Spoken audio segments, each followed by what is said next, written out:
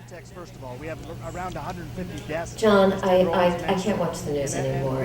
It's frightening. It's all violence, famine, disease. Sorry. Who had wild illness. That's important. Oh, John! Oh, love She's story. my favorite actress. She's trying to trap him, No, look at the way man. they're It's the same kissing. That's so story we beautiful. always hear. Oh, God, this is terrible. Oh, that's disgusting. Change it, John. Change it. Oh. This is pretty Yes. interesting. Now this is, I could watch this. this. You know what, John? I think this is the best show on television. I think you may be right.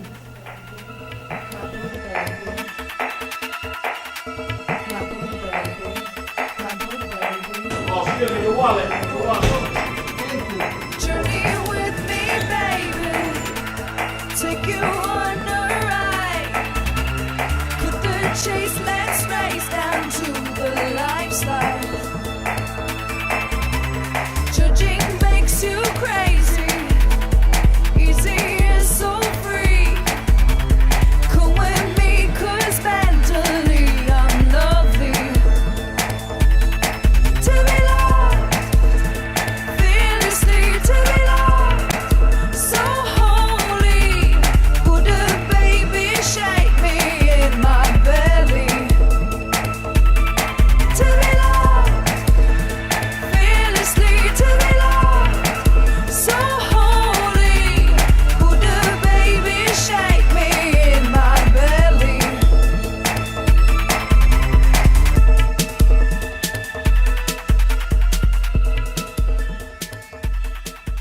Welcome, everyone, to our weekly talk show, From Fear to Love. My name is Dr. John Querci, and this is my co-host. Hi, I'm Robin Paris. And tonight's episode is The Faces of Fear. The faces of fear wear a lot of masks. We can find it in envy, bullying, jealousy, rage, prejudice, violence, the list goes on and on. So we're going to talk a little bit more in depth about that tonight, and get comfortable.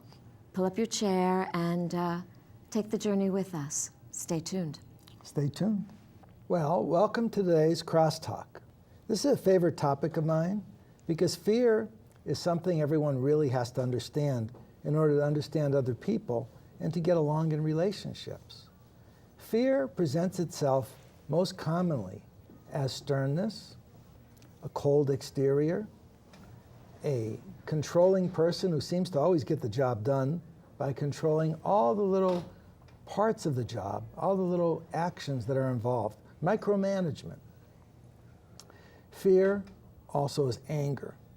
Fear is frustration. Fear is road rage. Fear is overly aggressiveness. Fear is also when we judge other people, when we put down other people, when we criticize, not for constructive reasons, but to be critical of other people's faults.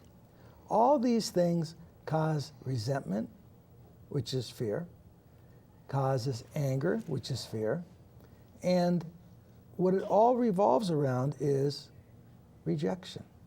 No one wants to be rejected. So the opposite of love is fear or rejection. Love, put simply, is acceptance, unconditional acceptance for what someone is, with all their flaws and all their beautiful side. So we have the dichotomy. So Robin, Yeah. what do you think? I think fear has always been present since the beginning of time. It feels like there's more fear in the world, which is, I know, illusion. But, you know, there was something that you were saying. I mean, we're not born. Children come in perfect love. Fear is taught. It's taught by our parents. And sometimes not consciously, but I was in Central Park the other day, and you know, everybody's, you know, the parents are out there with their kids, and some kid was running joyfully, you know, down the path, and there was a mother calling out, you know, Stuart, don't run so fast, you're gonna fall. If you fall, I'm gonna have to take you to the hospital. And the kid, who had this amazingly, you know, free and happy spirit, you know, started writing slowly and stopped and turned to his mother and listened. Now, of course, the mother doesn't want, you know, she loves her child. She doesn't want to see her child getting hurt. But there is, what she fed to him in so-called loving him is that element of fear. Or, you know, Susie, you know, kids jumping rope, don't jump so high or on a trampoline. My mother used to say that to me. Don't jump so high, you'll break your leg. But Mom, I'm trying to touch the sky. Don't you get it? And it's, you know, and she loved me. She didn't want me to get hurt. But all of a sudden, a year later, I wasn't jumping so high. And now I don't jump at all. And, you know, it's like with bullying. You know, there's a lot of stories.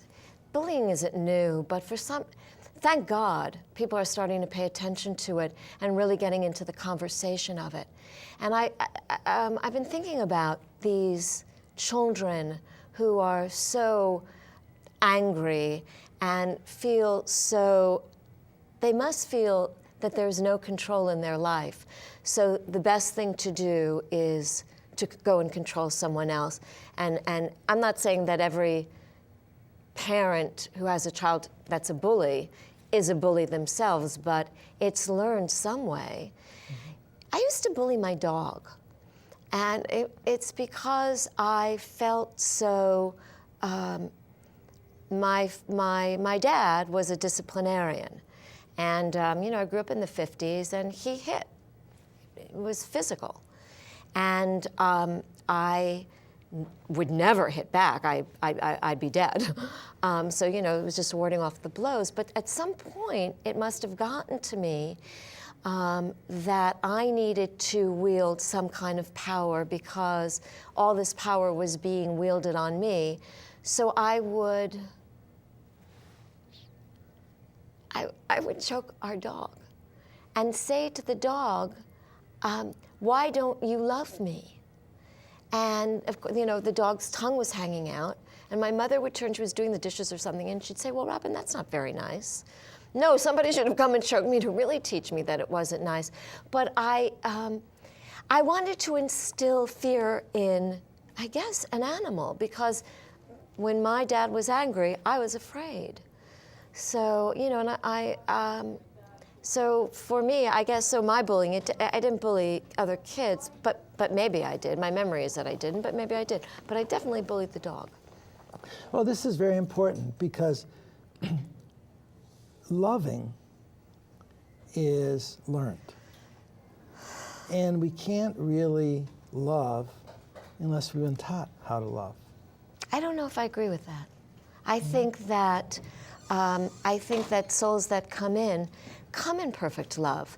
I mean, we've just, well, it depends upon your myth structure, but mine is that, you know, we incarnate from spirit, and although you're your own dear self through all reality, and just because you're in spirit doesn't mean that you're the Dalai Lama, but your consciousness is expanded, and it's a loving people who are who channel, you know, spirit guides or had near-death experiences and are called back to their body, and they don't want to go because the love that they feel is so overwhelming.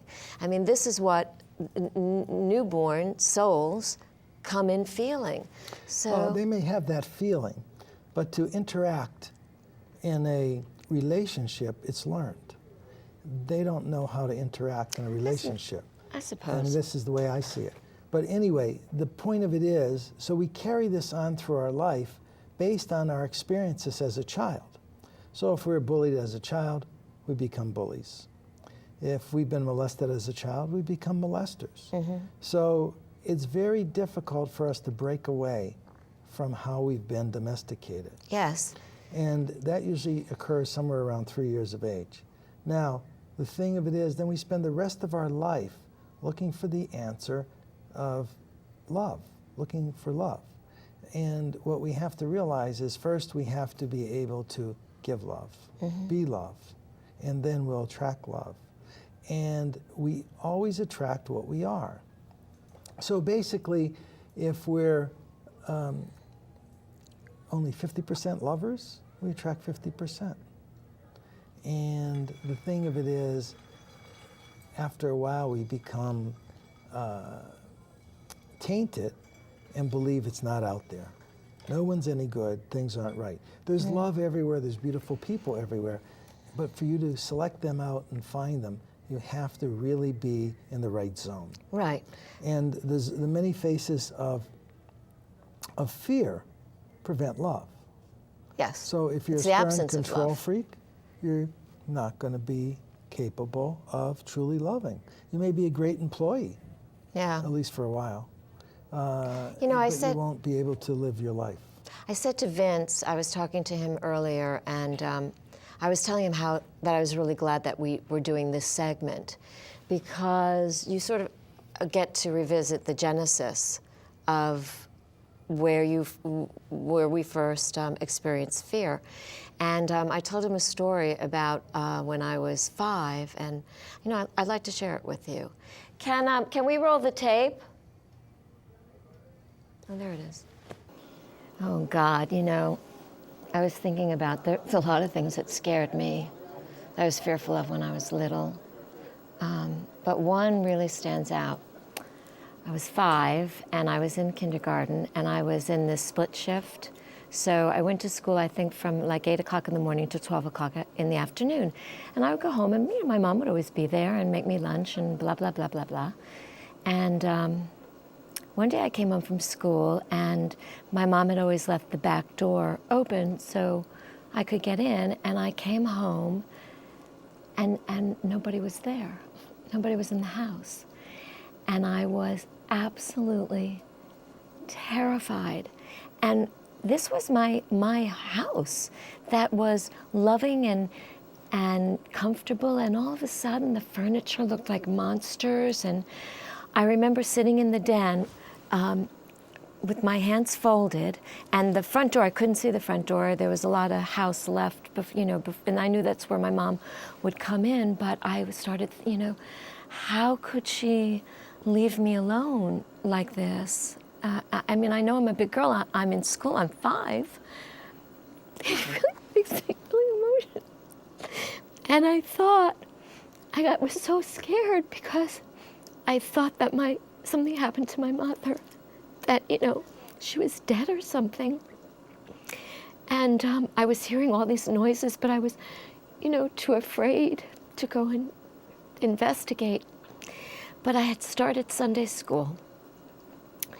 And I was taught in Sunday school that if we were afraid or if we ever felt alone, that we should talk to God. And so I did. And I had this really, you know, long conversation with him, and, you know, prayed that my mommy was okay and to be with me and to be my friend, and that my fear in my Sunday school was called error. And I was notorious. I was always having fist fights with error. So there I am, and I'm boxing him, and I'm fist fighting him, and, you know, to, like, you know, kind of, I was so involved in that the kind of the fear left. And then I heard the key in the door, and my mom walked in, and I ran to her, and I was safe. But what's so meaningful to me about the subject is that's when my relationship with God, Abba, the universe, whatever you want to call it, began at that sweet, tender age. So for me to be in conversation with my spiritual community, with God, has been a great source of strength for me as an adult. And I'm left with, no matter what happens in my life, that I'm really never alone, that I am loved and supported, and the energy of the love of God is always with me. And, you know, that's what, I'm glad we're doing this show, because I haven't really thought about it in a really long time. So it's nice to revisit.